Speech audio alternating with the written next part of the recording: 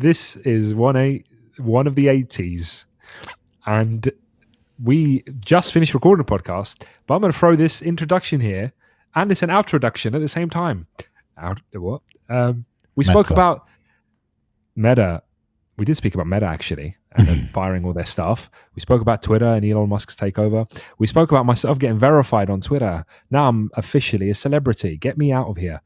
No, I bought Twitter Blue, and now I can edit my tweets, and I can change my color of the Twitter icon to pink. Yeah. And we also spoke about cancel culture and how I cancelled True Geordie from the internet, allegedly. And finally, we spoke about childbirth. I am now a father of 3, and I spoke about home birth. Mashallah. And home births and that whole experience. So please listen to the rest of the episode and fast forward the boring bits to get to the juicy bits. Thank you. Yeah, let's go. Okay, Assalamu alaikum wa rahmatullahi wa barakatuh. Listen to me, bro. I was just thinking about something, and now I've just seen this on Facebook. You know Salah Sharif? Yes. Oh, why am I whispering? Yes. It's late at night, yeah? Oh, it's not that late for you. But yeah, so he's put this job ad on Facebook. Full-time translator and editor. Salary, 2,000 to 2,500 per month. Location, remote. 40 hours a week. That's mad. I can't get this idea through my head. I'm just so used to like hiring people from like outside of the UK and paying like way less than that. Even though that's like not even, that's like low, right? Or lowish, right? In the UK. But, you know, you could find top-notch people for £1,000, depending on the position, yani. £1,000, £1,500. You get the creme de la creme in like anywhere pretty much outside of a few countries. But you've also got an ethos of investing in someone long term and then training them to be. Yeah, so we don't really hire the what do they call it, the final product kind of people. Although I'm looking for a video editor now, and we did have this in mind, like, okay, let's kind of get the finished product, not like the top 5% or whatever of video editors, but someone who's like experienced. And what we find is they go like, they kind of would do that for £1,000 a month, you know? Right. And I was just talking to my cousin. My cousin just called me. He was one of those ones, bro. You know, we talked about this on the podcast before. It's like your family's like calling you and you don't want to answer because then they'll be like, oh, why don't you ever call me? And all of that stuff. So anyway, I talked to him and he's like, you know, heard about this like digital marketing kind of thing, like help me out here. Like, what should I do? What do I need to do? Yeah. So I was just telling him about Upwork, you know, the platform marketplace, you know, where you can freelancers basically connect with businesses and they can get jobs and stuff. And talking about Upwork, I was like, you know what? I spoke to this video editor this week. He's Algerian. I never used to see Algerians on these websites. I start to see them now because I think this new generation, they speak more English. And I was looking into Upwork just now and I was like, surely there's a French version or an Arabic version. There isn't. It's just purely in English. So yeah, this new generation of Algerians, they know a lot more English. And so I've seen them, like I put out a job and I had one Algerian apply. But other jobs I put out there, I've seen Algerians apply. And this one that I was talking to anyway this week, he said, for like a video, you know, like 5 to 10 minute video, pretty well edited kind of thing, not super intense editing, type of work that might take him half a day or a day. Yeah. He said, I charged $25 to $35 for that. And, you know, that's pretty low. Like what I was thinking is pretty low, but then I just now, yeah, before we start talking, I converted it to dinar, Jazairi. Yeah. Whoa. Yeah. It's like 4,000 dinar. So if you did 4,000, let's say a day's work, you make 4,000 and you can do that. Let's assume you can do that for 20 days of the month, not divided by 20, but times 20, you would be making 80,000 dinar, bro. I think this data might be outdated, but if I remember correctly, like a teacher's making like 15,000 dinar, and a video editor can make 80,000. Even if he only fills 10 days of the month, not 20, he's making 40,000. Yeah, but you can imagine like how much does his stuff cost, his kit, his computer and all that sort of stuff, because that's ridiculously expensive there as well, isn't it? That stuff is expensive, I think. Yeah. So it's like a one-off investment, like not one-off, but like a 5-year kind of investment. Yeah, right? but a lot of people out there will take loans out for stuff like that, and then they're paying off that kind of loan. Yeah, I mean, it's tricky to get jobs. It's tricky to actually get the jobs initially, but if you do have that flow of, let's say 10 days a month, you're getting like that kind of $30 pay, then you're actually, it's a hell of, like, really worth it. Really worth it. And it's pretty cool, it's pretty cool for these people. It's a big way out, but I think English is a big thing. Having the hardware, like you said, is a big thing. Internet connection is a big thing. Yeah, but a lot of these economies are living off this. I don't know how many, but like, I would assume there's millions in India living off this stuff. There's millions in the Philippines living off this stuff. And then, in countries like, I remember my friend here, he had a software company and his lead developer was Moroccan. Right. And he's paying this guy quite well, I think. It was like $2,000 or something a month. And he's working for him for years. So that guy probably bought a house from that. I find it ironic that there's this notion of all these immigrants coming over here and stealing our jobs, but then you inadvertently exported the English language and they stole your jobs from abroad anyway. Yeah, so it's quite ironic. But no, it's an opportunity. It's an opportunity as well for, I wrote a bit of a tweet the other day where it was like, talking about, everyone should have an escape plan to kind of get out of the West because it's kind of over. Some people interpreted that as like an economic collapse, but I was talking more of a cultural sort of societal, not necessarily about money. And then a few brothers were asking, "Oh, what do you suggest? What do you recommend?" It's like, hey, I haven't done it yet, but like what I'm working towards is kind of that, just capitalizing on that access to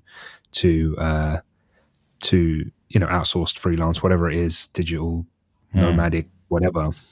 Obviously, I had a bit of pushback about the nomadic kind of style of it, but I did clarify that the nomadicy, whatever you want to call it, was more of a madness.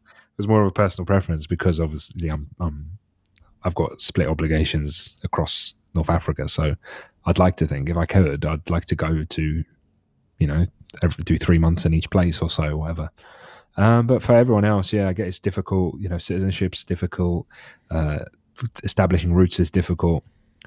But the way I see it, the way I've tried to convince myself is like on Yom Al-Qiyamah, do I want to stand up and say I tried, or do I want to stand up and say I didn't? All of this stuff was happening around you. What did you do? Because at the end of the day, hijrah is an option, isn't it? The companions of the Prophet ﷺ in the past, and of course after them, many times there's been examples of hijrah. There was hijrah even in the fall of Muslim Spain, and some people had way harder decisions to make. If you read the book and you read on the history, there was an opportunity for some Muslims to make hijrah. The Christian, it was king and queen at the time, but they said to them, "You can leave. Yeah, we'll let you make hijrah to North Africa, but you have to leave all your kids behind." Okay, so do you stay and lose your religion? Yeah, or do you leave and lose your kids? How can you leave your kids, bro? That's nuts. That's not happening now. But I get you. It's like either potentially lose your and your kids' religion, or just your kids' religion. Yeah, of course. And look, and at the end of the day, what they want the kids for? They just wanted to torture them, or what? Well, because there's an economic benefit issue there. Yeah, because if you suddenly, what's the word? God, what's the word I'm thinking of? Kick out. There's a better word. Deport. Not just deport, but ex something. Yeah. Exodus, expel. Yeah, expel. That's the word I'm looking for. If you expel a large portion of your population, if not a majority, in some areas, you've suddenly just lost like a ridiculous amount of money and your workforce. So yeah, it was a gradual process. But that book really is. I haven't finished it. I've been very distracted. But What's it called again? Blood and Faith: The Fall of Muslim Spain. Like I said, it starts off. It very, very briefly discusses like the history, but it doesn't. It goes straight into the Christians have now taken over, and so what happens next? And a lot of the beginning, don't worry, we'll look after the Muslims. They can do what they want. They can practice how they want. Don't worry, because it was a discussion. It was discussion between the Christian, takeover with the previous. Obviously, I'm butchering the history. I'm not going to remember the names and who was who, but the previous Muslim leader who got expelled himself. He was like, don't worry, look, give us the keys. They'll be fine. We'll look after them, blah, blah, blah. And then years go by and times get tough. And suddenly we're the enemies, and suddenly we need to assimilate and this and that. And I just saw loads of parallels. Like you could literally draw a point in that timeline and say, oh, look, we're right here. We're at this part. You know what I mean? This looks like what we're doing now. And there was some pushback to that tweet. If you look on it, it's obviously on Achi Tweet on Twitter. Some pushback was like, no, I disagree. I don't believe in jumping off of a sinking ship. We should do everything we can to support and strengthen our communities. Yeah, or strengthen our communities. Like, but then I was like, to what end? You can be in your bubble for as long as you want, and you can strengthen your bubble. But who's the captain of the ship? Like the ship is still, being driven by. Unless you really sincerely believe that in 1,000 years from now, the UK, par exemple, is going to be a Muslim country. And I think, for me at least, I just think of the future. I think of the hadith of the future. What side of the fence do I want to be on? When the Dajjal comes and Mecca and Medina are safe, well, is the UK likely to be safe? Do you know what I mean? Do I want my great-great-grandson or even my son? You don't know when it could happen. Let's just say it was my great-great-grandson. Do I want him to be there? Am I just thinking crazy like a lunatic, or is it legit that I should be thinking about my lineage? Allah knows best. There's going to be people who they're willing to go down with the sinking ship, trying kind of thing. And then there's those who don't lean so much that way. But then there's actually, before our preferences and our personalities come in, I guess we should refer to the scholars and what their advice is based on the guidance from Allah and His Messenger. So that should be not be taken lightly. There is general guidance, isn't there, for things like this? Like, why do Muslims leave their Muslim lands to go to the West? Is it for da'wah or is it for economic reasons? If it's for da'wah, then you could go, okay. If it's permanent, or is it just temporary? That's another one as well. Because there's some ulama that give fatwa regarding study. If you're going to go to a particular place, get the qualification, become a doctor, whatever, and then bring that back, that's one thing. But if you're gone and you're gone for good, Allah knows best. Allah knows best. Yeah. Did you get Twitter Blue, bro? Because I know you did get it, yeah? Of course I did. Bro, I wanted Twitter Blue way before the verification thing was a thing. I really did. But then what did it offer back then? It offered I think it offered editing or something like that. Edit it definitely doesn't have enough. tweets. Yeah, Okay. It doesn't have enough features anyway. I don't think it has enough features. But it did offer editing for a particular amount of time. There was some other kind of things I can't remember off the top of my head. Who's calling me? Oh. Is it ringing on my laptop? No. I don't know if my laptop's ringing. Okay, my laptop was ringing really loud, and I didn't know if you could hear that. Sorry. It's let me put this on the silent mode or whatever it's called. Sorry. I don't know what else it offered. But then at the same point that they said, oh, if you get it, you can have a verification thing. It became available in the UK. So I just thought, yeah, heck, let me try this. Let me see what's going on. Some of the features look decent. Yeah, I think there could be more, but I do like the editing. It also makes me think like 30 seconds before I send something. So if I tweet something, Yeah. It gives like a timer, like a 30-second timer, and you just stare at it and you're like, okay, do I really want to send this out? Is this really what I want to do? Yeah, cool. Or you can bypass it and just click send now. But I do let the timer go because I double check and I'm thinking. I thought it was cool, the whole have your replies like show up higher. So I'm certain, I don't know how much of this is because of people's psychology, but since I got it, engagement has gone a bit way higher than it was. Now, there's a few reasons. Like even, what is it? Who's that really famous podcast? Muslim one. Digital Sisters. The Digimon. The Digital Sisterhood or something. Apparently they were like bigger than Joe Rogan for a period of time at one point. Oh, okay. Yeah, never heard of it. Yeah, they got 20,000 followers. I think it's Three Muslim Sisters. Oh, the Honest Tea Tool. No. It's called Digital Sisterhood. I just recall that at one point over the past few months, they were ranking higher than. I don't know anything about the content. You know, something in the back of my mind tells me there was some sort of controversy, but I've got nothing to do with it. I don't know. Of course, anyway, I'm just saying they retweeted something up and blah blah blah. And part of me is like, is this just people's psychology not realizing they see a blue tick and think it's worth retweeting, or is it because Elon is truly pushing my stuff in front of other people? My man Elon, bro. Oh, and I'm proud. Like if people say, "Oh, you paid for thingy," I'm like, yeah, I did. I'm pretending I didn't. Of course I did. I said to someone, like, I'm literally Achi tweet. Like, who would I be without it? Like, it's a feature. Yeah, like you can't be like Achigram, can you? Yeah, well, this is it. You can't be flipping, Mr. Xbox and own a PlayStation. Like, you need to have, you need to be all in on that label. You took on the identity of a company, bro. You're just like the dream of a capitalist, consumerist, whatever, blah, blah, blah.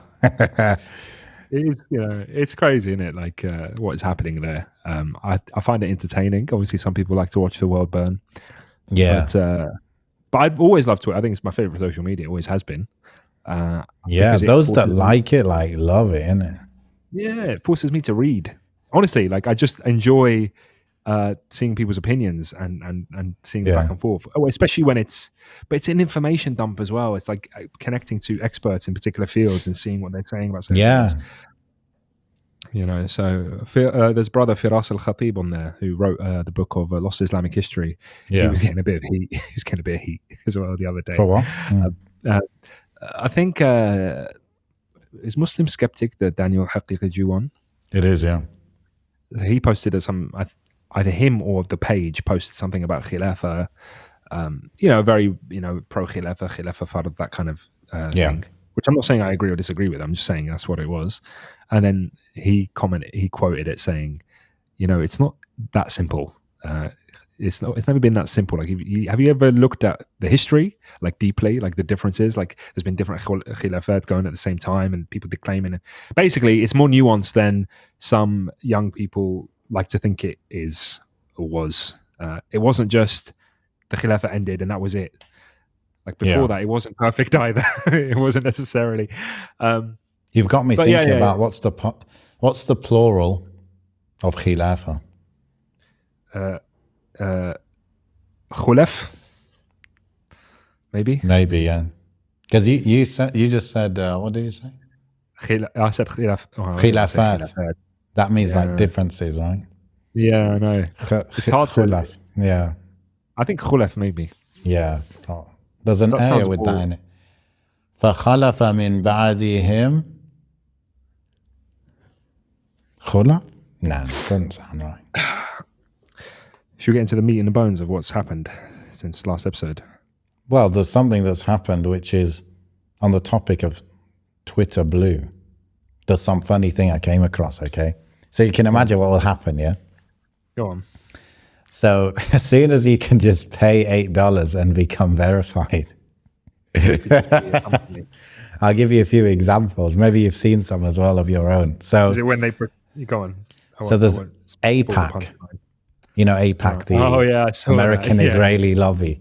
So apparently the verified account of APAC is saying, we love apartheid. They tweeted that.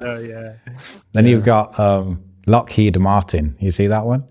So Lockheed Martin obviously is a weapons manufacturer. Are they American or British? I feel like they're British.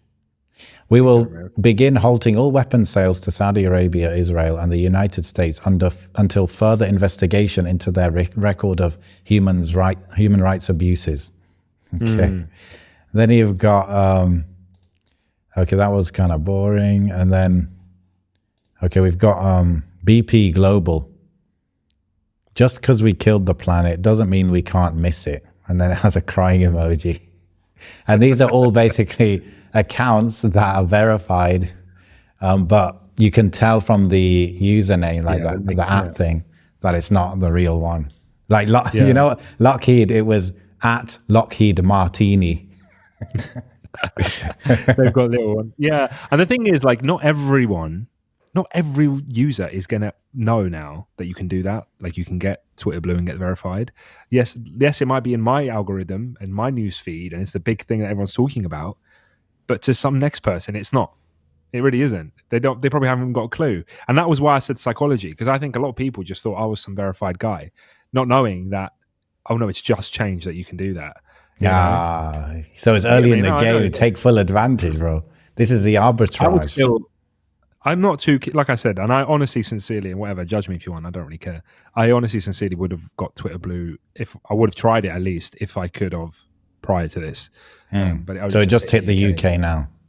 It just hit the UK. I could just imagine like Elon at the HQ just being like, yeah, let's roll this out to the whole world. Yeah, but you know, like, have you thought about this, the repercussion and this and that? No, just do it. Just do it. Yeah. Let's just try it out.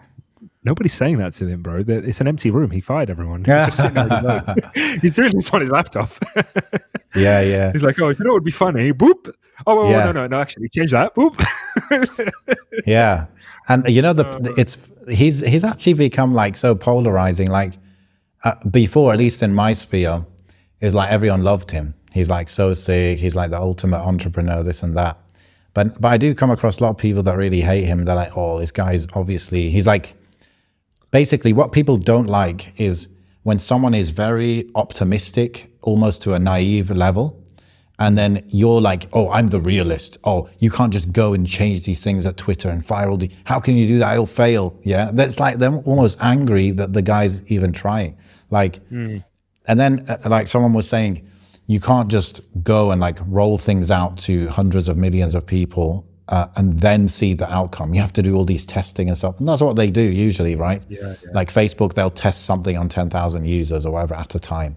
But, you know, really, this is the origins of these kind of internet companies, is that whole slogan of move fast and break things. That was the slogan at Facebook, where it's just like, yeah, let's throw it out there, see what sticks kind of thing. And, you know, there's always going to be negative consequences, but that was the slogan. So he's kind of like bringing it back to the origins, if that is truly what he's doing, Gurney. I am amazed that he came in and changes happened so quickly, because really something like that, something like charging £8 for that in my head, for a company of like that magnitude, I would think this would take months and months of planning, months and months of, you know, testing, months and months. But it was like he got it last week and he was like, you know what would be a good idea? Who coded all of that? Like, who did that? Who put that all together? But didn't it exist in some form already? What? Well, I suppose, yeah, I guess you're right. But still, I just feel like even the element of being able to purchase the verification, I feel like that the would payment take months process. No, not necessarily. Not necessarily. The thing is as well, Twitter, it's a small company, right? It's got several hundred million monthly active users, but it doesn't have that many staff. I think it had 5,000, something like that. Less now, isn't it? Yeah. And then he fired like 20% of it or something. But truly, bro, like, you don't need so many layers of bureaucracy and people working at a company that's purely online, purely like a platform. You know what I mean? So yeah, like you did you hear about Facebook? They fired 11,000 people in one day, and that more than speaking about the recession or whatever, that just speaks to how many people they had hired in the first place. Like, imagine a company that's fully online, fully just like an internet service out there. Like, most of the hard work is being done by servers, really, and like CDNs and blah blah blah. And they had 90,000 employees. Like, what are they doing, bro? It's obvious that you can easily get rid of 10,000 of them. It's probably like those 10,000 people, they were like the managers of the managers, like that, those middle manager, like useless kind of people. Yeah. So yeah, you know, these companies, they get bloated.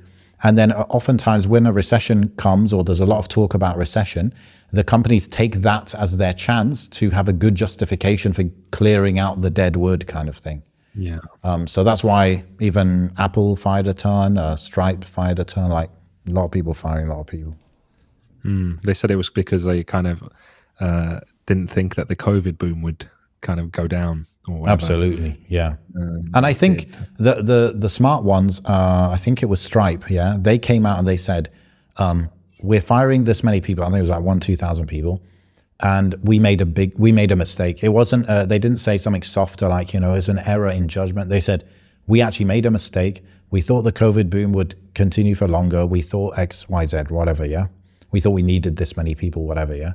And I think maybe they're saying that to set themselves up to fire more people in a few months as well.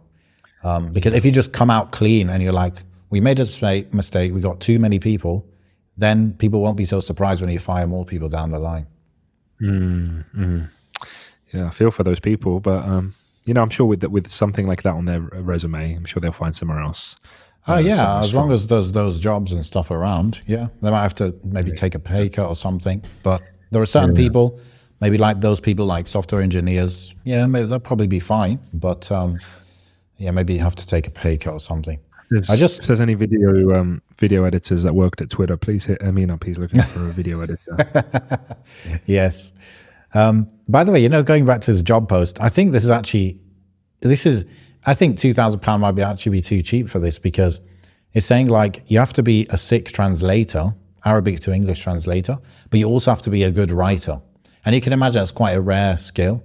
And so yeah, fair enough. Like I think if you went out with just paying someone £1,000 and you looked, you know, on the more global marketplace, you might actually not find the right person. So sometimes there are jobs like this where it's like, yeah, we just got to pay more. And fair enough, to those people who are skilled in those areas, they deserve it. But going back to Twitter, I don't know what you had in mind to discuss, but I wanted to talk about this whole Akhi tweet becoming a cancel kind of mob kind of person. Someone asked me to tweet about that, but talk about that. Yeah, what happened, bro? I just called out the guy, the Geordie guy. What happened? But I don't know if I was responsible. No, of course. I don't know. We don't know, right? It was no, basically some Geordie Shaw, what's his face? I don't know what he does. He made some Islamophobic joke about Muslims blowing themselves up and blah, blah, blah. And I just thought... You called upon his sponsor. I called upon his sponsor. I mean, he's got his sponsors on his bio, so I was like, let's just do the thing. Let's do what they did to Kanye. Let's cancel this guy. But I didn't think this much would come out of it, because I didn't actually have any faith that we had that kind of level of cancellation power. Yeah. But the tweet did go relatively viral. But I think because I didn't see that many people doing that, I didn't see anyone talking to. I don't think it was that obvious that he had those sponsorship deals. So yeah, it did go viral, and then obviously Andrew Tate. The joke originally was about Andrew Tate and his conversion to Islam, so that's kind of where it went. That's where it originated from. He made a video, and then it kind of got bigger. Hey, Philip DeFranco even did a video on this whole thing, and he started screenshotting tweets, and I was like, oh my god, don't put mine, don't show mine. He didn't have the level, yeah, because when you're world famous, it's kind of peak. Yeah, so he did the thing, and Gymshark, his sponsors, essentially booted him, and then this poker company booted him, and then Twitch booted him, and I feel like there was more. Oh, and My Protein booted him. Their protein, yeah. Wow. And but the thing is, what I've realized is a lot of these companies, although they seem very big and far away, yeah, a lot of them are small enough to have Muslims in and within their organization quite deeply. Like, I'll give you an example. Like, I think Gymshark started in Birmingham, and because it did, there's obviously a massive Muslim population there. So I'd like to think there's some sort of influence from that kind of side of things, especially early on. and others, and I think it does show, it's a testament, I think, to the soft power that Muslims have established over the last 10, 15 years. And it's more, it's like a cultural power that we've got, because Islam has almost become, it's somewhat fashionable in a sense. I'm not saying that in a negative way, but like, look at some of the top biggest YouTubers now on the platform. They're very open about Islam. Like, look at Chunks, for example. He's quite a big YouTuber in the UK. Yeah. But then because he's open about Islam, and he'll say inshallah, mashallah, that has spread to a lot of other people. Like, you've got people like KSI that are very aware of Islam, and they actually, they might throw a astaghfirullah in their YouTube videos and stuff. But I'm saying it's like part of the UK culture kind of thing. Yeah, you're right. You've got MPs saying inshallah, like the youth culture. Yeah. Absolutely, it got adopted. It became cool. It became cool. Islam became cool. Bro, how many rap songs have like Aki in it? Yeah, absolutely. Those guys, Krept and Conan, they're Muslim, innit? And they introduced that Aki and this and that, right? Yeah. Did I say they were? I didn't mean to say they were. I meant in the past when they're popular in the past. I'm aware of them in the past. I don't know what they're up to now.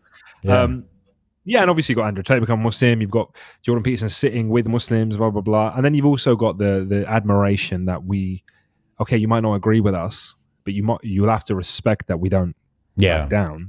Respect that element when in a world where everything else is backing down. And I do think that. And I think I commend the Muslims that are out there on these big platforms. They don't have to be the most practicing people in the world, but to be very open about your faith. Instead of, Fousey Tube. Yeah. Remember Fousey Tube? Yeah. He's quite open about it now. I think I don't really follow, but, like I said, it's this change. And I think if it had happened, it could have easily like Chunks, for example, could have easily jumped on it. And he could have just turned the whole, there's that comedian, Guz something, British comedian, he Muslim, big beard. He actually tweeted something about it, and anyway, so there is this aura, there is this soft power that we might have. It is, unfortunately, it's still very much within a cancel culture power. It's not necessarily an economic powerhouse that we've got behind us. I feel like it's akin, Yanni, to how they say. I don't know how they say it, but it's like. Basically, black culture in the UK, US, TikTok or Snapchat or whatever culture is built upon black culture. Like a lot of the black people made these things cool. They made a lot of the pop culture stuff cool. Yeah. So obviously, I think definitely black people are ahead in that sense. But Muslims are somewhere like similar kind of thing. You know what I mean? Well, there's a cross section, isn't there? There's a crossover. There is, as well. Because although some people wrongfully, I think, treat Islam as a race, it's not a race. Because they'll say, "Oh, it's racist." What he said is right. Well, it's not, because Islam encompasses, black people, white people, all people, all everyone from the world. There's Muslims everywhere. Like Chunks is an example of that, right? He's like black and he's Muslim, kind of. So so the guy, I just does that mean we're cool, bro? Not us specifically. We've missed. We'd have to be about 10 years younger to be cool. We've missed the mark. Right. Especially you. Like, you've got some work to do. Oh, man. Right, I was thinking it's 2022. So it's 11 years. Taking us 11 years to become cool. Since 9/11, our coolness just dropped to zero. And we've been working at it. Well, it's true. We had to, we are that generation that lived with that being, and so Islam definitely wasn't seen as cool, at least when I was growing up, and I don't even think 10 years ago it was. But now, not as widespread anyway. But now there is this power, this soft power of cultural power that we've got, and I'm not saying all of it is authentic Islam. I'm not saying. Of course not. Yeah. But it's just sometimes just thrown in the haram and aki and this here and there sometimes. But it does. I think sometimes that does create a space for the authenticity to come out. Yeah, absolutely. Look at when Chunks made that video about not wanting to listen to, not making music anymore. He said, "I'm not going to make music anymore," and he's very open on a non-Muslim platform about how it was against his religion.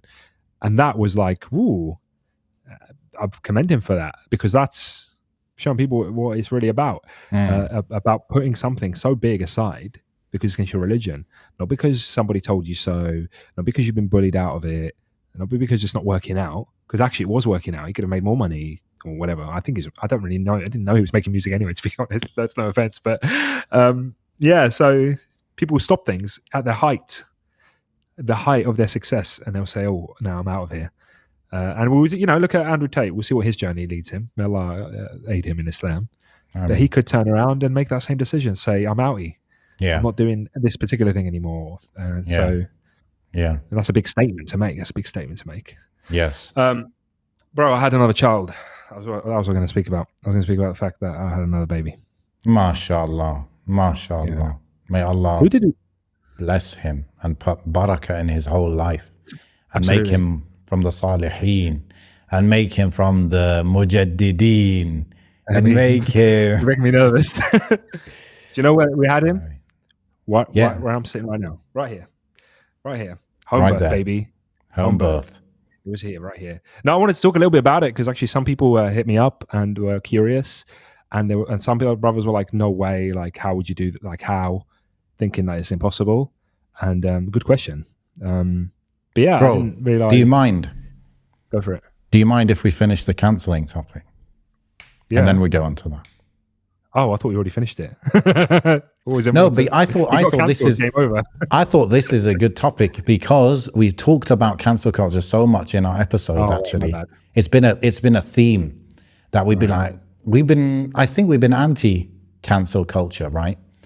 And then you did that. So I thought it's really relevant, Yani.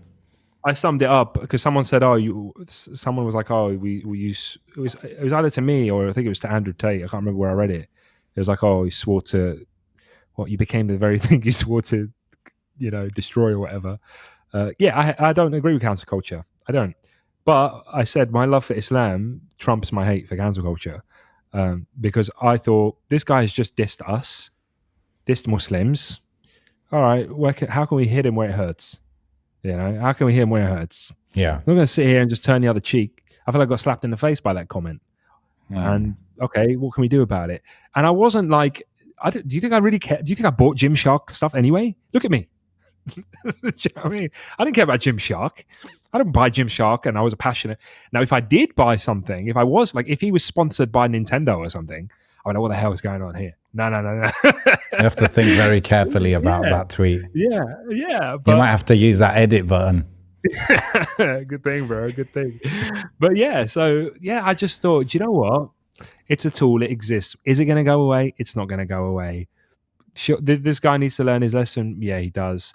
Some people, there was this hot take. Rashid, our boy Rashid, he sent it to me on WhatsApp. He was like, some guy tweeted, yeah, was this the right thing to do though? Like, how are his followers and that going to become Muslim or consider Islam if we're cancelling him? I was like, do you go to war and worry about whether the other party is going to become Muslim? Like in a war, this is battle, you think, oh no, we shouldn't actually. Oh, he just punched me in the face. What if his family think about becoming Muslim? No, this is why people become Muslim, because we are uncompromising. Exactly. One of the reasons, Yani. Yeah. But they become Muslim whether you like it or not. Yeah, but I think that's you've got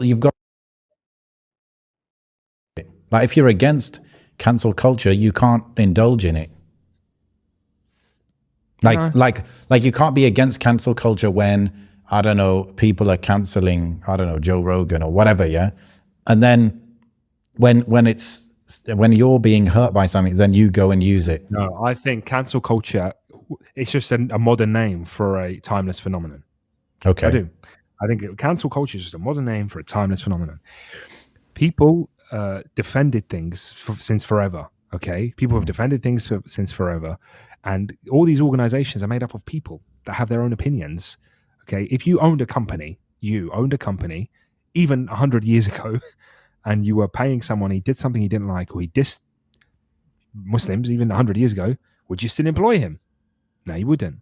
Now, if other people said, get rid of him, you'd probably think, Maybe I will, maybe I won't. Do I agree? Like, do they legitimately agree that Islamophobia is wrong? They might do. They probably do. They probably do. Who, like Gymshark, you mean?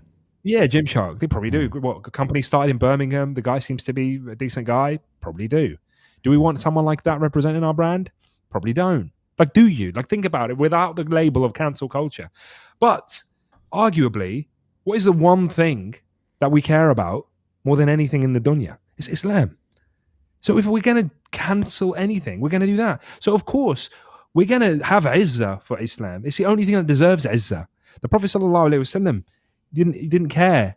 It was in the narration in the sense that he didn't care if somebody dissed him, but if they dissed Allah subhanahu wa ta'ala and the deen, then he would get angry for the sake of Allah.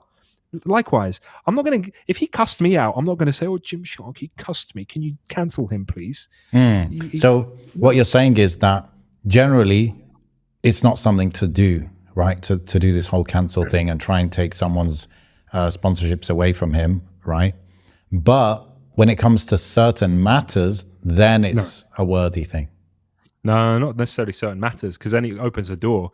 Because if it's, I think it's hard to say, because there are certain matters that we agree should be cancelled for. Like if he was racist, racism isn't exclusively bad in Islam. It's bad in a lot of walks of life. Generally. Islamophobia can be more exclusively bad in Islam because that's the only thing that it's actually tackling. Sure. But racism is bad to, feminists think racism is bad. Liberals think racism is bad. Yeah. Do you know what I mean? Yeah. Certain right wing or most right wing, whatever, think racism. So yeah, if we saw racism, if he was racist, if he said all Chinese people are XYZ, hypothetically speaking. Yeah. And we thought, why would Gymshark sponsor this guy? Do you know what I mean? It's just, we've just put a label on it and now we're like, we just don't like cancel culture when it cancels the things that we care about, we agree with. Well, what were you saying about the Chinese example? You're saying in that case... I'm saying, would we say he shouldn't be cancelled? Like we're saying he should be cancelled for Islamophobia. As in, we're saying Gymshark should drop that thing. Why would Gymshark want this guy representing their brand? But that's their choice though. But what I'm talking about specifically is the decision for the average person to call upon a company to drop a person. I think you're making a vote. Okay, we do it all the time with Israel. We boycott Israeli products. Yes. We boycott this, boycott that. We've been doing it for God knows how long. Decades, yeah. Yeah, we are the cancel culture kings. We just don't know it yet. We literally go on. We have posters that have every single Israeli product, and we say we're not going to buy this one, not going to buy this one, not going to buy this one. And if somebody's buying it in the shop, you say, "Now put that down." Yes. I spent God knows how long. I was in Aldi the other day looking at a pack of dates because my wife really wanted some dates. Didn't say where it was from. Didn't say where it was from. I looked all over the box. That's the dodgy one. Yeah. And then I just put it down and walked away, despite the fact that my wife really wanted it. Yeah. And that's me being a cancel culture king. Yeah. So, we've always done it for things that matter to Muslims. Yeah. And you've always said, hit him where it hurts, hit him in the pocket where it hurts. Yeah. This is what I think. Go on. This is what I think. Because when he did that, it made me think, and I was like, we talked about this. So what do I actually think? I think, generally, I'm against it. Yeah, I don't like that. I don't like getting into people's businesses and trying to call upon a company to do certain things that you think and use even sometimes it's just perceived number of people asking for this to happen, asking for them to drop the spot. You can use bots, you can do all sorts of things. And it's like literally 50 people on Twitter that might make a company feel like, oh my God, everyone is upset about this, right? True. So I don't agree with that generally. The only time I would do this, like you said, that was very well said about Israel and all that, yeah? If I'm going to do this, I will do it in a certain circumstance. That circumstance is when I consider this to be like, this is war kind of thing, yeah? Like something very serious. And just me, I don't perceive what this Geordie guy said as to be on the level where I'm going to war with this guy. You know what I mean? So that's why I probably wouldn't have done it for that. Would I do it for Israel, like a country whose existence is to kind of demolish Islam and Muslims and this and that? I would do it for Israel. Would I do it if, for example, imagine you're some of these ridiculous anti-Islam atheist YouTube channels. Yep. Their whole thing is attacking Islam. Would I cancel them if possible? Yes.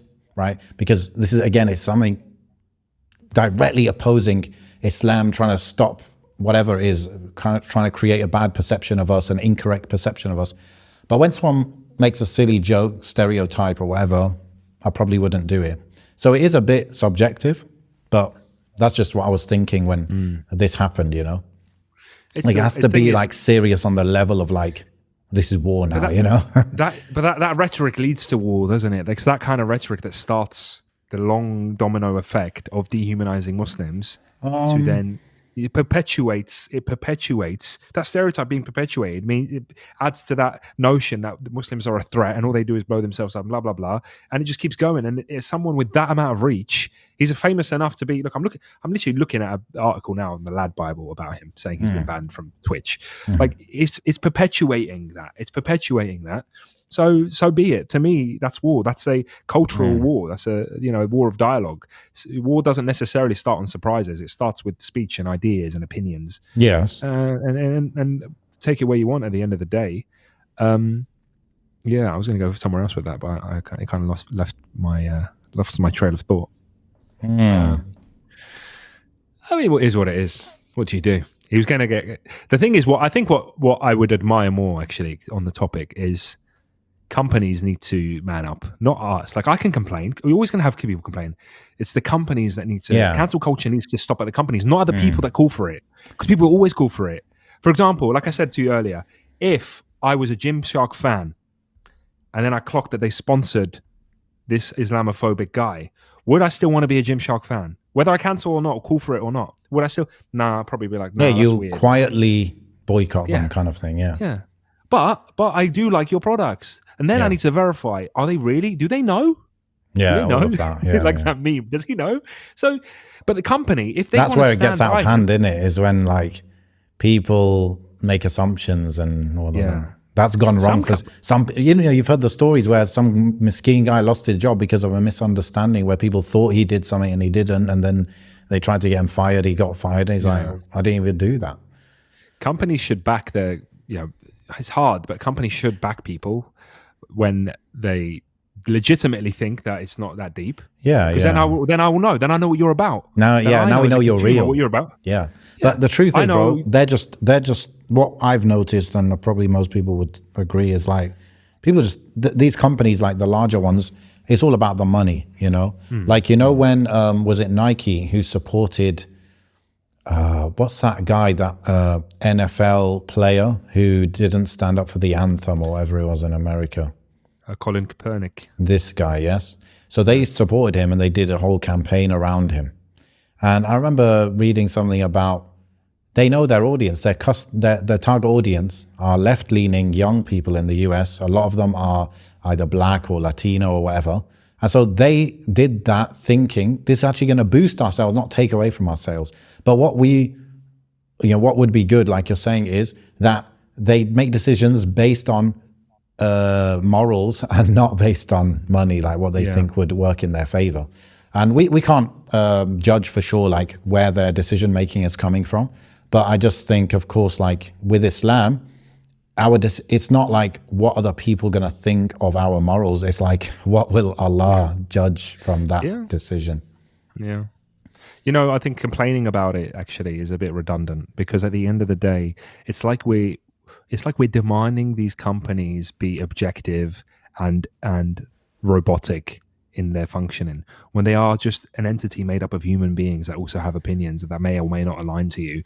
And what it should be really is, okay, you got cancelled by YouTube. Well, why am I even working with YouTube? They don't align to my values. Maybe we should make our own thing that aligns to my values. That's where the energy should be put. Not, oh, no, please let me back in. Please let me in, please. It's like you're trying to go into the house of your enemy just so you can chat crap or chat stuff that they don't agree. Like, think about it that way.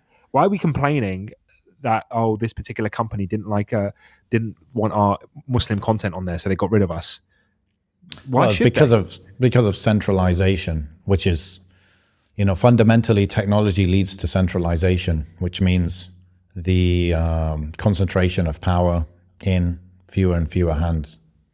But this is it. But that's what spurs. And that's why people. It's like, if there's a river, let's say the Nile River, huge river, tens of millions of people rely on it. Yeah. and people buy like private land right near the river. And now if I don't have land near the river, I live just to the side, and I don't have access to the water, I'm going to say, come on, this is a river. This is surely, there's some level of God-given right that we can all have water, right? Whether I live right on it, I buy the land right on it, or I'm a bit farther away.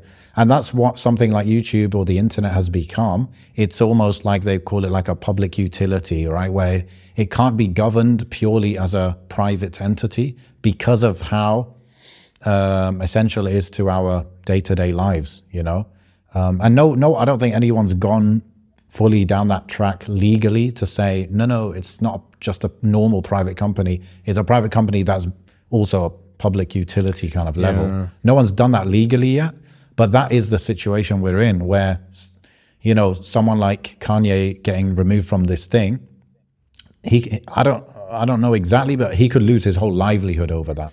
Yeah, but the thing is, that's only at a particular level. Like, it's only can be objective to that particular level. But you've got to remember, it's in a country. It exists in a country that has an agenda that is also not objective.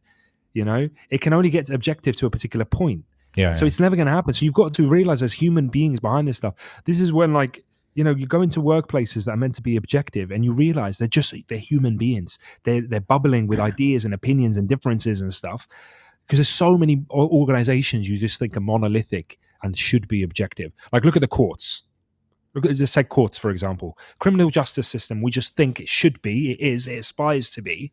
But you walk in there and you've got Melinda complaining about her husband. You've got flipping Barry over there who couldn't sleep last night. You've got so-and-so. Like, you've got people with lives and opinions. And they collectively come together and put this smokescreen of objectivity. When actually, have you ever interviewed somebody and trying to be as objective as possible?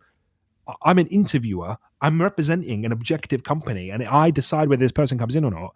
And I'm thinking, why is he talking like that? That's weird. That's put me off. Yeah, I don't know about that, and that affects my score. I don't score. like his shirt. Yeah, yeah. So why are we fooling ourselves that we could ever be objective? If you owned DowerTube. Okay, DowerTube, you've owned it. It's the biggest thing. Some guy comes down there, apostate prophet. You're going to cancel him? You're just going to say, no, I have to be objective, freedom of speech. Nah, he's getting booted because it's your thing. No matter how objective you say about it. Look at Elon Musk. He started talking about freedom of speech, freedom of speech, freedom of speech. He bought Twitter. People started making fake Elon Musk accounts. He banned them all. He said initially he goes, comedy is here again, and comedy is free again, or whatever. Like, I'm back, baby. Yes. And then as soon as people start taking the piss out of him, yes, he's like, I'm writing in the policy that you no longer can do that. Yes. There is the human element. There are two layers. There's the human element, which often is the implementation of something else. What's the thing that they are implementing? In the case of the courts, they're implementing the law. In the case of YouTube employees, they're implementing the policies. And these policies are written by a small group of people, Same with the Constitution or whatever in the US. It's written by a small group of people, The board of whatever company, they can change certain things. They can enforce certain things. So there is what you're saying, but there's also a certain red line, like you were saying with DowerTube, we would have a thing where you're not allowed to post anything that is against Islam, for example. But there's cracks. The cracks is where people fall. It's the interpretation of those things. Exactly, but there are some things that is just written so black and white into the thing, right? Like, for example, all of these companies have specific policies protecting LGBT, whatever, right? That's specifically written in, So there's both layers. And it's just like when something is like the water we drink, like the gas we use to heat our houses, when something is that, how do you say it, essential, it becomes, that's why even if people be like, I know it's your company, do what you want, but like what can I do out here?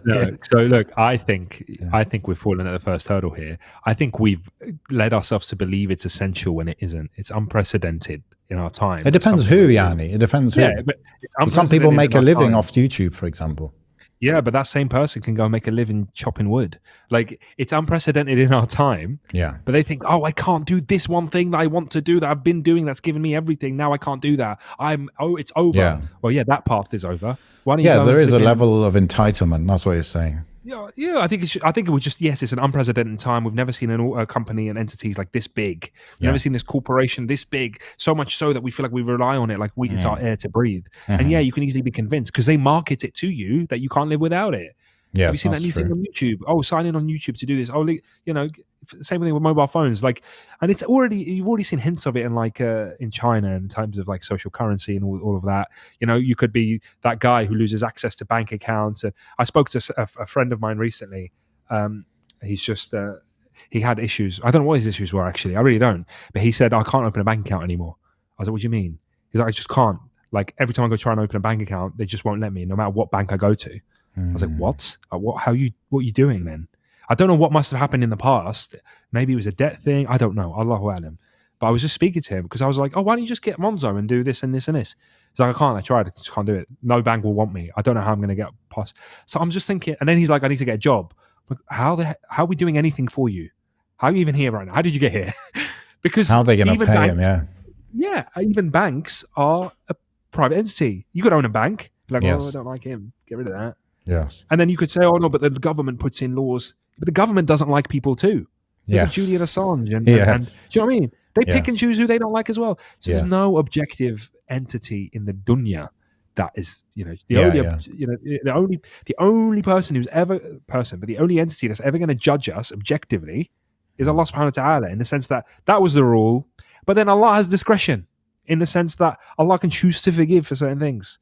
But in front of the people, between me and you, the rights of me and you, Allah will judge that objectively. Yeah. Because the rules are there. Because if He favored me more than you, for example, just like that, then that's not fair on you. It has to be just. You know the rules. This was it. This is it. So you're not going to expect that from people.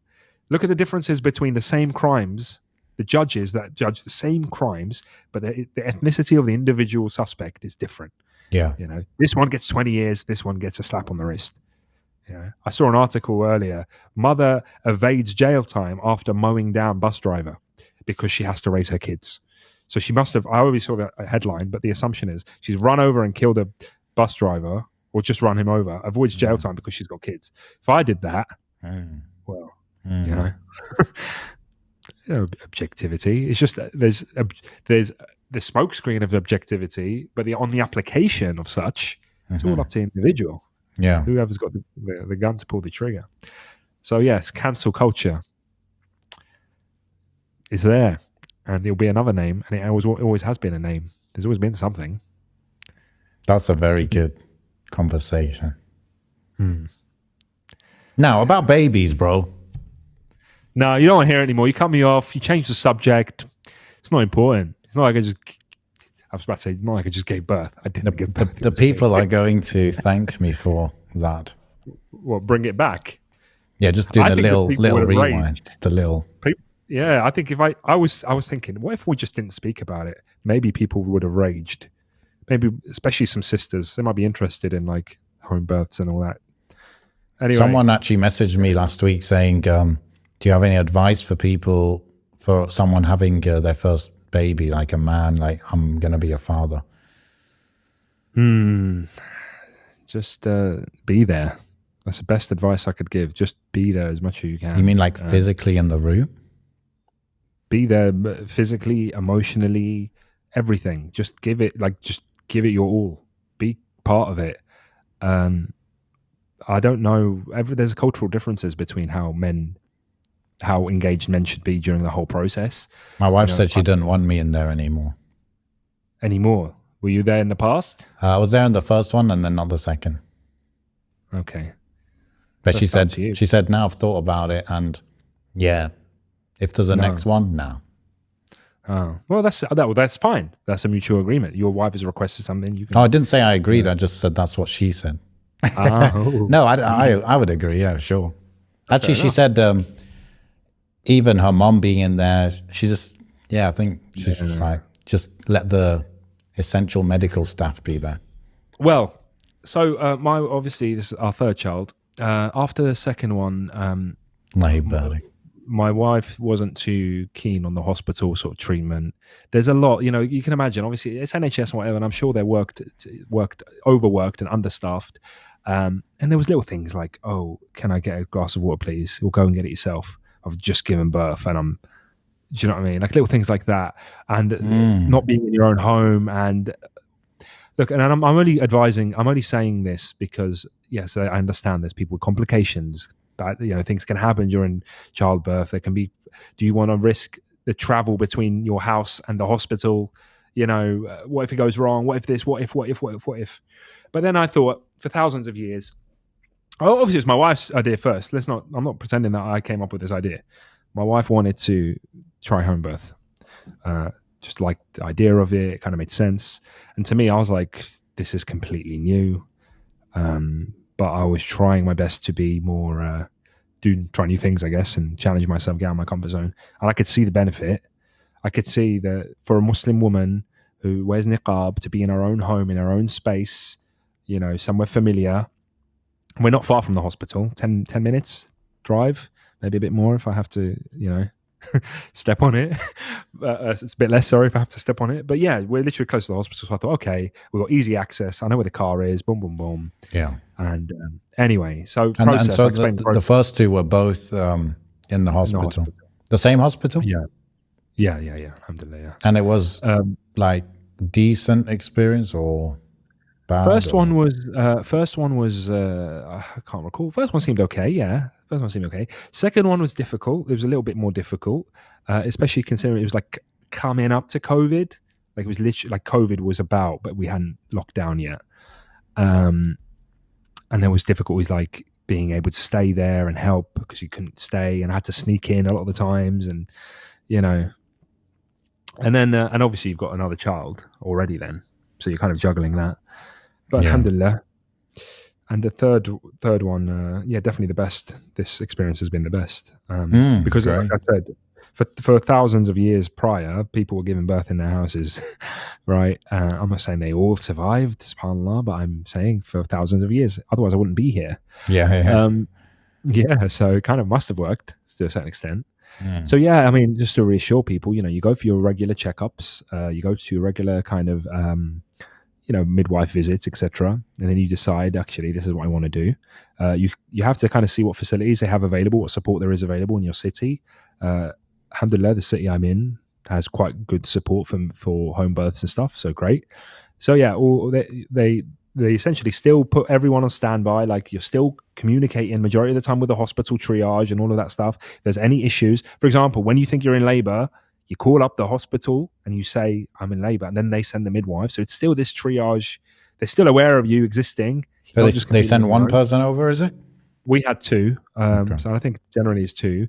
I mean, at the last minute, so my wife obviously, I think she was in labor for a while, not realizing she was.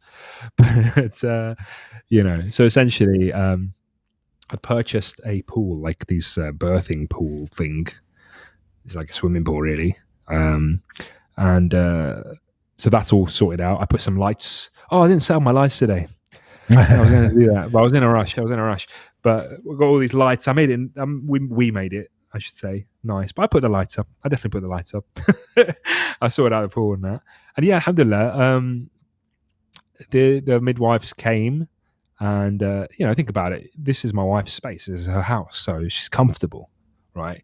I think there's always, and obviously I haven't given birth. I can imagine there's this added anxiety of like you're especially if you're used to being covered and you're used to, because you always like you're in a space that's foreign from your house. Yes, all the midwives and stuff could be women, but like who's going to come around that corner at any moment? Like, is that curtain closed properly, right? And then the aftercare as well, really important. Yeah, you want to avoid any other concerns, any extra kind of. It's not in your mind, is it? Like you want all of that extra stuff out of your mind. Alhamdulillah, a couple of hours, and alhamdulillah, baby was here, and it was just nice for the baby's here. And immediately, my wife goes on the sofa that we always sit on with the baby in her arms. Done. No back and forth hospital, no this, no that, no overnight. And alhamdulillah, it was all healthy. Obviously, if something had changed, if there was some sort of complications, we'd have to be involved in the hospital. So know how far the hospital is. Would I recommend it? Yeah, 100%. If I was to have any children in the future, 100%, I'd do it this way again. They guide you, right, in terms of making this decision, isn't it? Like, when you're going for the checkups, they'll be like, oh, this thing is wrong, therefore don't do it at home, or it's fine to do it at home. So they hold your hand a lot, bro. To be honest, when my wife suggested to them I want to do a home birth, they were like, oh yeah, I don't blame you. It's like, oh, okay, so you recommend it? Is that what we're saying here? NHS lack of staff. I don't blame them. I don't blame the lack staff. Of beds. But yeah, I can imagine it's, you look up your hospital, the reviews for particular hospitals, CQC ratings and all this stuff. The Care Quality Commission, I think, is what that stands for. But they're an independent body that rates, these kind of services. Yeah, I'm sure you're going to find that, very bad ratings here and there for particular establishments. What do the midwives bring with them when they come?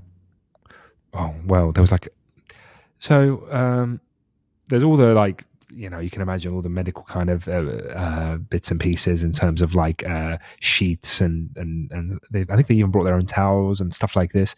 But there was a big bag, big one, very heavy, and then it opened out and they laid it out. But they didn't do it here; they laid it out in my son's room, so I didn't get a good look at it. But it had all these monitors and bits and pieces. There was even a gas air tank, so I think oxygen tank. But I think that's more pain relief. My wife didn't use it, so I don't know what it is always for. But there was all these extra monitors, and I think maybe they put it over there to kind of not alarm you. If something goes wrong, I think they're trained to do some sort of immediate care. Got you. And then go. But there was, thermometers and scales, the baby scales and all this sort of stuff that they bring in. But it's definitely not a hospital. They had did they have I think they had like a little temperature thing for, my wife. Did they have a heartbeat monitor? I'm not sure. Oh, they had I don't know if you've seen the portable heartbeat monitors. It's kind of, they put a gel on it and then they actually place it on my wife to hear the baby's heartbeat. You've seen those? I've seen that, yeah. So they had that with them as well, and they would use that constantly to monitor the baby's heartbeat. That's the thing that straps around you, kind of thing, right? No. There's actually one where it's literally like a stethoscope. Yeah, like a stick, and it's literally just placed on the skin like that, and then they can hear the baby's heartbeat. Oh, I've not seen that. They use that a lot. Yeah, they use that a lot to monitor. Yes. No, it was a great experience, phenomenal experience, and alhamdulillah, he's here. And I'm a father of 3 boys. I don't know if I specified. You didn't yet, but obviously I knew that, yeah. But when you told me, I was like, yo, what do they say? Abu Awlad, Oh, God, something up on my genetics, I think. No, alhamdulillah. Bro, you can't, all the love you give to your boys, yeah? You can't handle having a girl. You'll just run out of love. No, I think it's the opposite. I think I just melt. I think a girl absolutely ruined me. That's what I'm saying, yeah. Yeah, I just think it will. Allahu alam. You know what, bro? When you're 40, inshallah. Then let's say 45, 47, yeah? Yeah. And you thought you're done with kids, and then you're just gonna have a girl. That's the time to have a girl. Well, we'll see, inshallah. I can't remember what podcast did we have. We had it with someone. We had a guest on, and they were like, they asked me, "Oh, if you ever have another child, would you want it to be a boy or a girl?" I can't remember what episode it was. I can't remember who it was. I think it was with was it with Shaib when we did that one? It could have been, yeah. And I already knew by then what I was having, and I had to oh yeah, I don't mind. I thought you didn't know, bro. Guys. No, I knew then. Go back, guys, to that episode, whatever episode it was. It could have been with Shaib, could have been with someone else. Didn't I ask you? No. Well, you might have asked. No, it was someone else. I thought I asked you and you said, I don't know. No, it was someone else. It was someone else asked us. Someone else I know his wife's expecting and he doesn't know. Well, yeah. Are you a guy who likes to find out, or are you a guy who leaves it to the last So far, I found out. I mean, that's what they do by default, and I don't have strong reasoning to not find out, really. So really, yeah, I do think it's quite nice. I'm actually find out on the day. I'm not someone for surprises. I don't really care about surprises.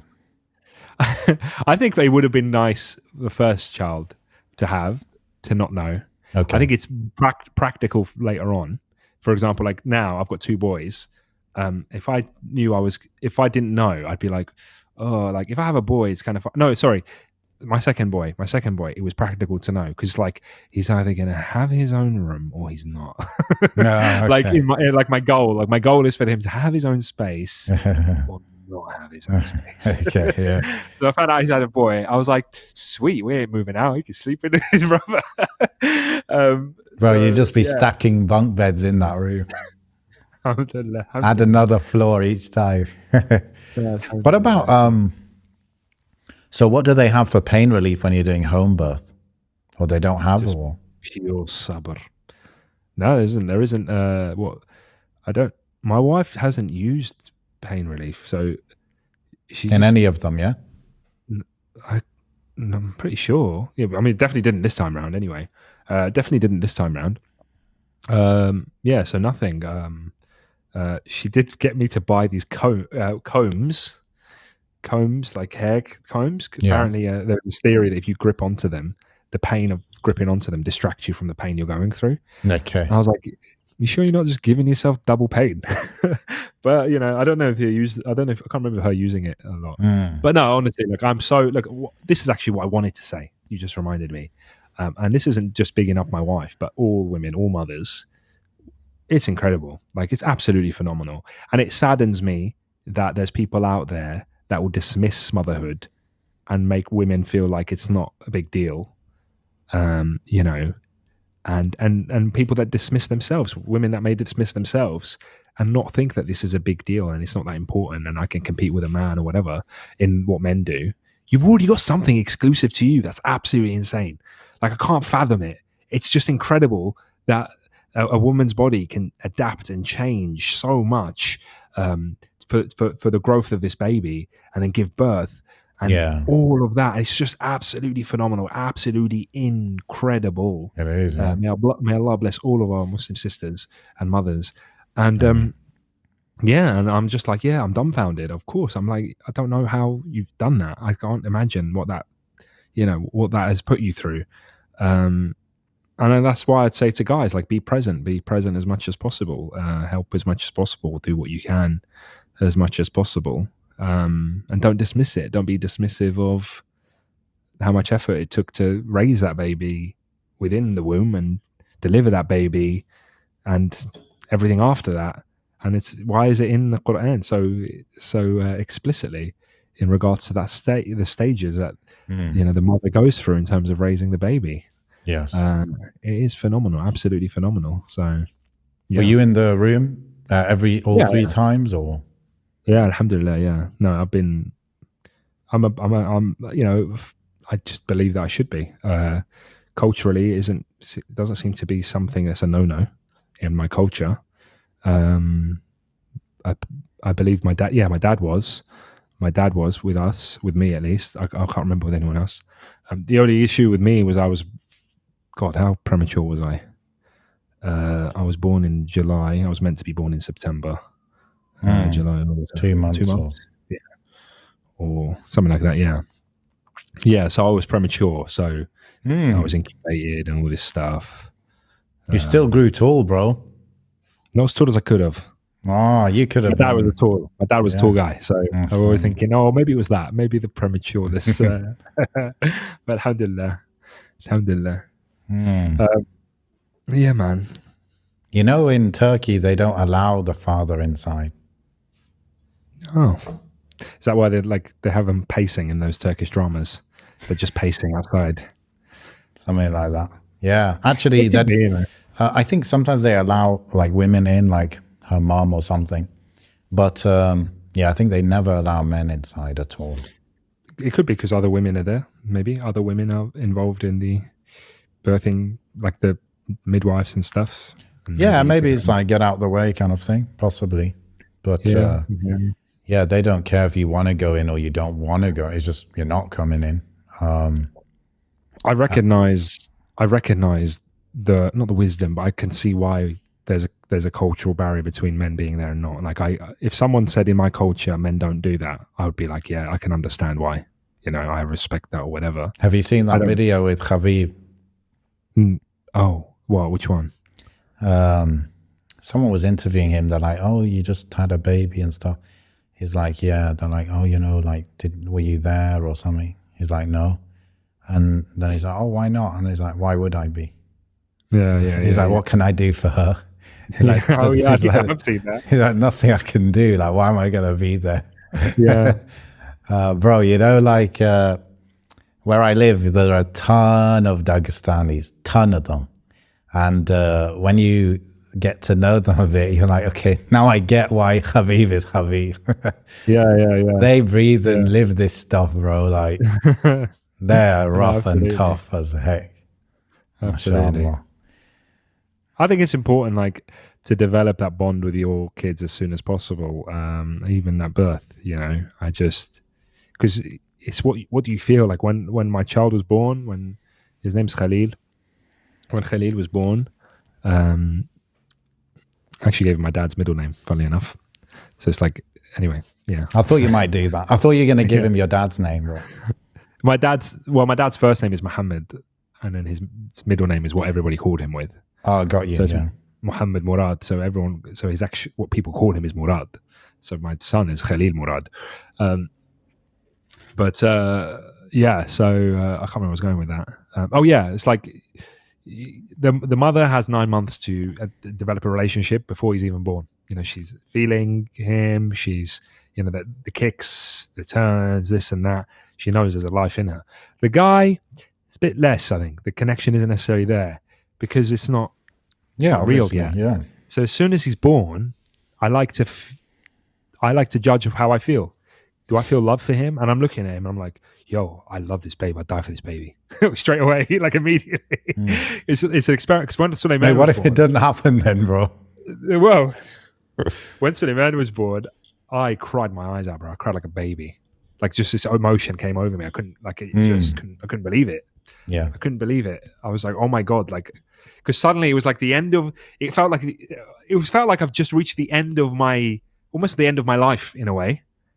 Because I've always viewed parents as those that sacrifice their life for their kids. So it's like, oh, okay, this is the end. Like, this is the end of my journey. Now it's his turn.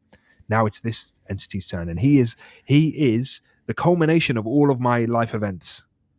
Like, all of my life has led up to this moment, because it's all those life events. It's where you studied and what you did and where you went and who you married and everything has resulted in this life being born. It was a culmination of all my life experience, culmination of everything in this one child.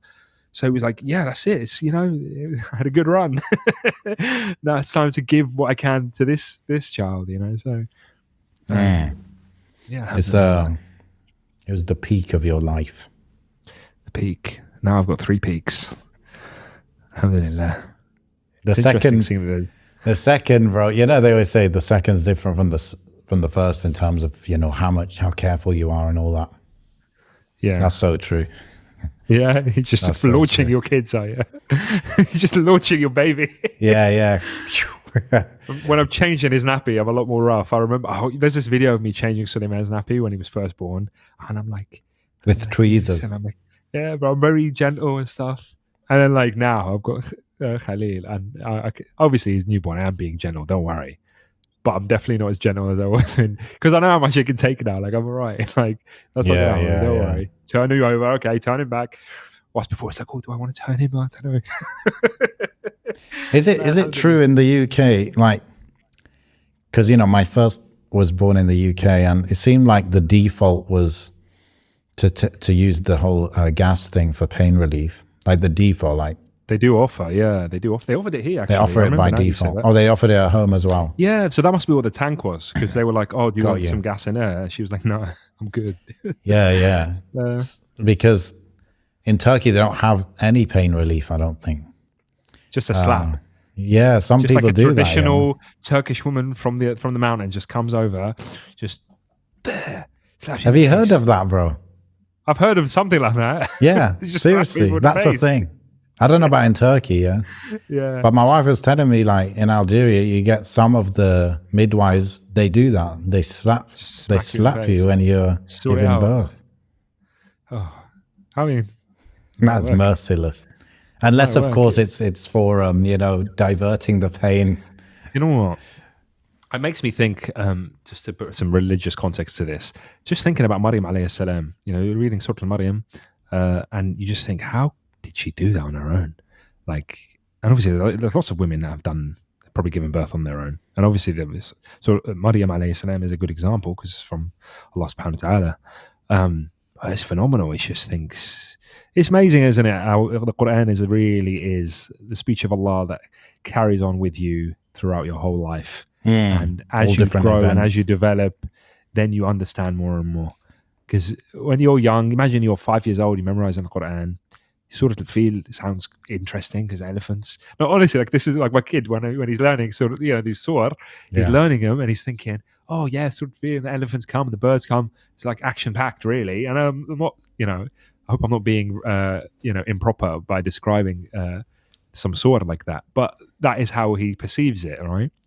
But he's not going to necessarily resonate with, I don't know, Surah Yusuf, for example, at this age. He's not. But as you get older, as teenagers, they resonate with Surah Yusuf, for example. As you get older, maybe Nuh alayhi salam and how his children, how his son didn't listen to him, etc., resonating with that. Or well, I mean, the worst one is like the ayat about contracts or inheritance, or that's the most abstract versus any of the stories, isn't it? Absolutely.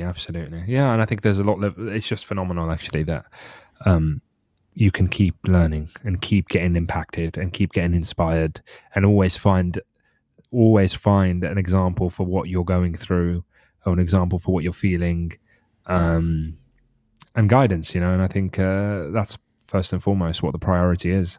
So alhamdulillah, because seeing childbirth very in front of you, you can't help but think about Maryam alayhi salam and how difficult it was. Because look, my wife had me, she had the midwife, she had everything set up, and then you have Maryam alayhi salam under a palm tree, and the difficulty, and you think the pain. You asked about pain relief. There is no pain relief, and Allah knows best. Maybe her pain was more because of her status. Maybe the pain that she went through was more. Allah knows best. Allah knows the levels of pain. So, in the surah it says, I forgot the ayah, but it says, is it? She eats dates anyway, right? She's got dates. She eats dates. Apparently dates induce labor. Yeah, I heard. And also, when you eat dates, it releases serotonin, which what was my friend's dad, who is a psychiatrist, he basically said that dates will help with depression or feeling down, because serotonin helps with that.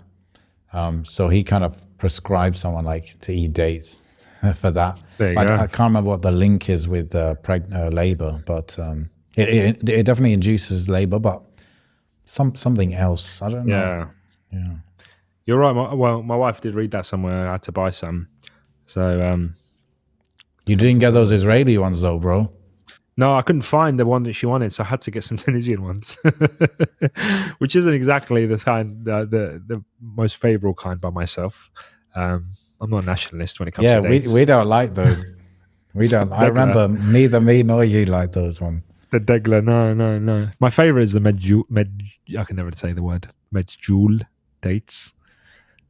Yeah, that's like eating some meat. I like it. Well, has this been the Mind Heist podcast? I think it has been. It has. It has been the Mind Heist podcast. It's 11:07 p.m. Should I do an intro now and you could throw it in the beginning? Go on. I've never done this before. What do you want to do? What episode is this? What episode was this? Is it 183? 184? This is one of the 80s. And we just finished recording a podcast, but I'm going to throw this introduction here, and it's an outroduction at the same time. We spoke about Meta. We did speak about Meta actually, and then firing all their stuff. We spoke about Twitter and Elon Musk's takeover. We spoke about myself getting verified on Twitter. Now I'm officially a celebrity. Get me out of here. No, I bought Twitter Blue, and now I can edit my tweets, and I can change my color of the Twitter icon to pink. Yeah. And we also spoke about cancel culture and how I cancelled True Geordie from the internet, allegedly. And finally, we spoke about childbirth. I am now a father of 3, and I spoke about home birth. Mashallah. And home births and that whole experience. So please listen to the rest of the episode and fast forward the boring bits to get to the juicy bits. Thank you for listening. And like and subscribe and all of that. There we go. Okay. Maybe we should do that more often. It might make it easier. Easy? How easier? Because sometimes you're like, what should we title this episode? And what should we put in the description? It's good. It's good for titling. Yeah. Sometimes I forget. That's why I try and do it immediately afterwards. Yeah. Cool. Subhanakallahumma bihamdik. Assalamu alaikum. Like.